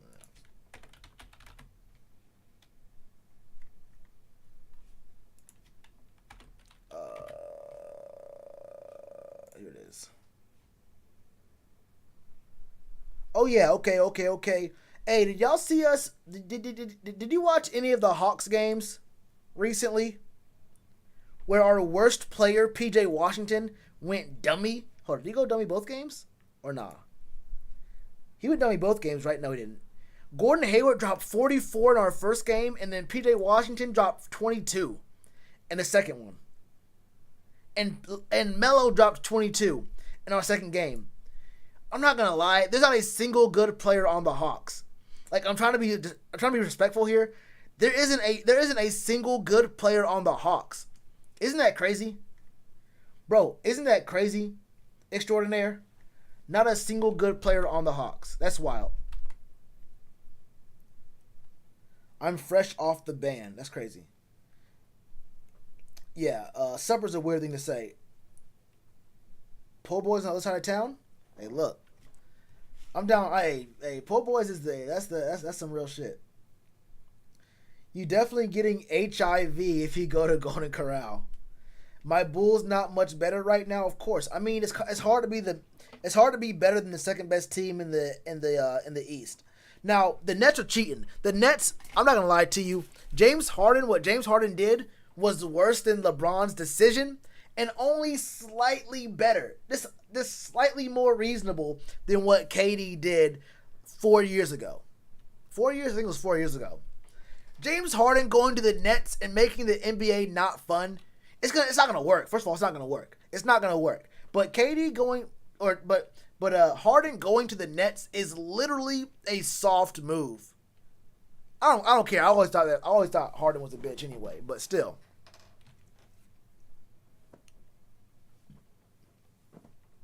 Monty, is that my fault? Monty, is that my fault? Oh, it's my fault. Hey, guess what? Last I checked, our best player was hurt too. The Hornets' best player is hurt. Yeah, have you seen Cody Zeller on the court? No. Cody Zeller, our best player, he's been down for weeks. Didn't he get hurt the first game? Cody Zeller got hurt in the very first game. You're talking about they got players hurt. Are any of those players better than Cody Zeller? I didn't think so. Come on now, my brother. Come on now, my brother. Stop hating on the Hawks. Hey, look, man. I ain't gonna hold you. When you're the second best team in the East, you gotta talk your shit. Try calling. Oh, you don't call. No, you don't call. You have to go. Did you read? Go to the server. Go to the server. In the general text channel, it says if you want to speak on something, just go to the general voice chat. You don't go to the one I'm on. I'm in the call-in channel. Go to the general one. Go to the general one.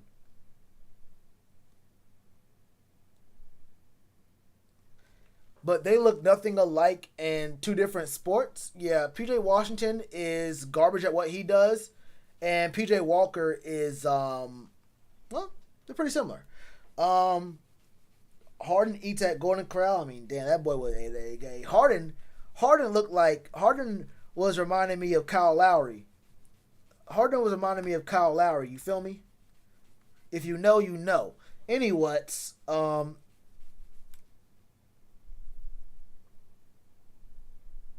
they were just giving away Hawks tickets at my job. There was a time, I always tell this story about I was at UNC Charlotte, and they had interns for the Bobcats. Literally trying to give away tickets to Bobcats games, and like I'm not joking when I say it was maybe like a quarter or maybe a third of the way into the season. They were giving away season tickets for the rest of the year for the second level for like $15 or $25, and people were not taking them. College kids were, bro, they were literally saying no to free tickets to the Bobcats. Who wants to spend their Friday night watching a Emeka Okafor? Who's trying to watch a Emeka Okafor? Bro, people was not trying to sit there and watch the Bobcats with a straight face, bro. It was bad. It was not good. They were begging people to come through. They were begging people to come through. No one wanted to. It was a bad look. It was a real bad look. It was a real bad look. It was a real bad look.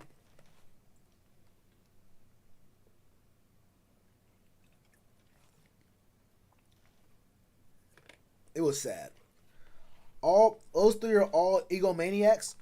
I don't think KD is. I think KD is a little soft when he talks to Twitter trolls, but that's not really soft. He's like KD just likes social media. I don't think KD's an egomaniac, but maybe a little bit. But definitely James Harden and Kyrie for sure. Celtics in 4. Well, now that we have 2 Celtics on our team, I don't know. I feel like we got your 2 best Celtics. We got the 2 best players in Celtics history. You got Gordon Hayward and Scary Terry. I mean, we really can't be beat. I honestly don't believe that this is a team that can even be contested. Maybe the Nets are slightly better than us. The Nets might be slightly better than the Hornets. If you squint and look a certain way, close your eyes, you know. But I don't know. I feel like we got a little something going on. We got a little something for the Nets. The Bobcats was 7-59 in 2012. Yeah, they were not good. Also, in 2012, they were supposed to get AD. But then again, this the pedophile bought the New Orleans Hornets, and they were gifted the number 1 pick. They got Anthony Davis, and we got a dude with a broke shot. Simple as that. There was only one player really worth picking up. You know, from a scouting perspective, you had to get AD. We was right there, won 7 games, did not get the number 1 overall pick, and from there it's been pretty not good. Hi, I love the Panthers. Hi, I love the Panthers. Yeah, me too. What's up? Did you see Scary Terry dunk on KD? Exactly. I said we got something for him. That he put him on a poster. KD was not ready, bro. My goofy ass has not been doing Hornets videos. I've been watching the games, but I haven't been doing videos. I really should.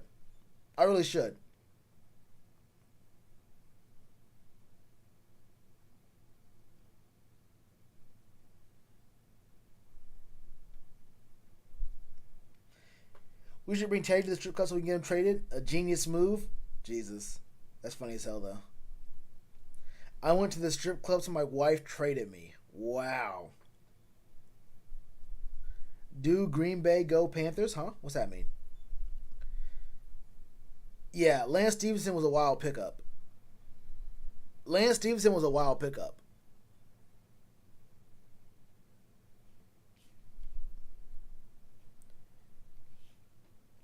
We also had Dwight, didn't we? For like, didn't Dwight cry in the locker room one day? I think Dwight Howard cried in the Hornets locker room, and the team and some reporters said the team was like visibly uncomfortable with him. Like Dwight Howard was just a weird dude in the locker room. Big Al, yeah, we had some really weird pickups. We had some very strange pickups. I'm not gonna lie to you. Damn. I feel like I've been live for like 5 hours, bro. This is why I don't understand how these dudes be going live, streaming for like 6 hours straight. I've been live for 1 hour and 49 minutes. I feel like I just put in a full shift on the graveyard like this. Damn. I've been working hard. I'm over here sweating. I'm over here, you know. Feel like I just stormed the Capitol building. She is weird. Who's weird?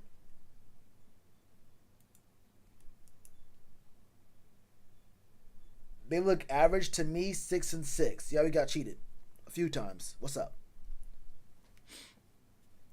Yeah, I like Jeremy Chin. I like Jeremy Lin a lot. I thought we should have kept him. Didn't he go to the Lakers after that? Didn't he end up on the Lakers right afterwards? And he played with Kobe. Also, Jeremy Lin has a ring. Jeremy Lin got a ring before Carmelo. And that's why Carmelo is not mellow to me. Carmelo was never mellow to me, honestly. But Carmelo Anthony does not have a ring, and Jeremy Lin does. That's called karma. And that's why LaMelo Ball is mellow to me. He's mellow. There's no way you can convince me that Melo Ball should not be able to be called mellow. If Carmelo Anthony wanted to be called mellow, he should have won a ring. Simple as that. Do you think Ray Lewis was innocent? Anyway, y'all, they got paid Bitcoin for storming the Capitol. Breaking news. Yeah, I got paid Bitcoin for doing this stream. Or I would if y'all would come out of pocket and help me get this Lambo truck. What was it? The 002? The LM 002? Yeah, LM 002. Bro, it cost like, I don't know what it was. It cost a lot of money, though. But yeah, y'all really ain't trying to help me out here, which is kind of annoying. I won't lie to y'all. It's kind of annoying, but it's whatever. And they cost $350K. That's all I need. There's a couple available in Philly right now. Well, this red one is only $275. Okay. Probably gotta put premium in this. That's fine. Yeah, if I come up on $275,000 right now, I'm finna wait. Everything's analog and it's stick, bro. What do I look like driving a Lambo truck and it's a stick? What? Oh, it's a 1990 LM002. Bro, what do I look like? What do I look like driving a Lambo truck and it's a stick? And there's literally, I don't even see a radio. Where's the radio? Wait, seriously, there's no radio in this bitch. Wait, there's really no radio in here. No aux cable? Wait, there's no radio. Bro, they didn't have radio in 1990? Was radio not invented in 1990? Oh my God, bro.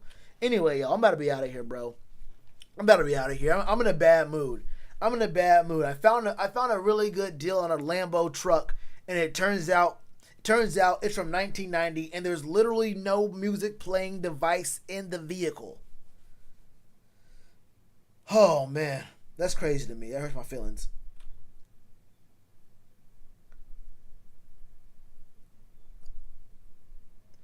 Send me your social and bank info, and I'll get you a blue lamb. All right, I'm sending it to you right now. Hold up.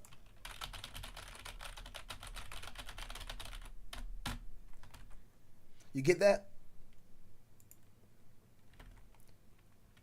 Go ahead and send me that lamb real quick, my brother.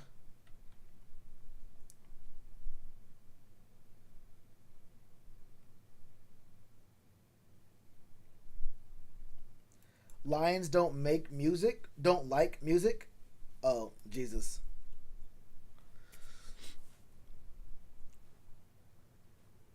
If I had to pick one person, this will be my last question. If I had to pick one person at number 8, who is it? Probably Slater. Like Pat Certain, like Caleb Farley, probably have to go O-line. That's just me. If you want to get a quarterback, if you want to have a quarterback next year or later in the draft or whenever you want to get a quarterback, you have to find a way to get an O-line. Simple as that. You have to start somewhere. With the O-line, and I think you got to start with a guy who's very, very versatile, like Slater. That's how I feel about it. Get a honey bun? That won't even cover the tax for the Lambo truck. Can we have a baby and name him B Mello? Okay, y'all definitely getting way too wild and a little bit weird. So one more time, third time I'm saying it. I'm about to be off this, bro. Y'all be easy. I think Panther Nation podcast is also live right now. They're doing their talk about the GM. So go over there, say what's up to those guys, bro. Everyone who came to the chat tonight, y'all did your thing tonight, man. We had some real good talk. We a lot of good things happened tonight. Got some calls in. People asked me to do these calls, but no one really called in. I had like 3 or 4 people call in. Maybe if I do it more often, I don't know. I'm not really a big streamer, that kind of stuff, so we'll see how it works out in the future. Anyway, y'all stay safe. Wash your face or wash your hands, cover your face. Follow the rules, unless you don't agree with them. If you don't agree with them, then meet me in Washington D.C. We're doing something there in Washington D.C. We got something planned. Oh yeah. Let me not say that on YouTube. Let me not say that at all. Honestly, I feel like if I was a smaller channel, I could say that and it'd be a joke. But let me not say that. Let me not make sure no one thinks I'm being serious. There's a lot of weird shit going on. Let me not even joke about that. Let me not joke about that. All right, y'all. Y'all. I already signed off, man. Y'all be good. Y'all be safe.